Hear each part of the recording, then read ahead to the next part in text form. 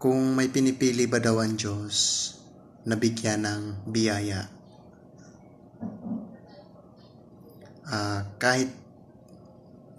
kahit mabuti man o masama, binibigyan ng Diyos ng biyaya. Dahil ang Diyos ay mabuti at mapagmahal.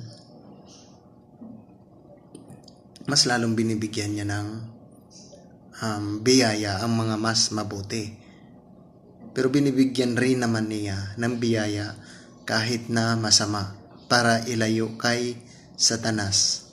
Kasi ang kagustuhan ni Satanas, tayo ay sumama sa kanyang likuran. Kaya kahit masama ka, binibigyan ka pa rin ng Diyos ng kanyang mga biyaya. Inilalabas pa rin ng Diyos ang araw at ang kanyang gabi para sa mabutit masama. Kaya ang Diyos walang kinikilingan, may pinoprotektahan at hindi siya marunong magsinungaling. Kaya maraming salamat. Bye-bye.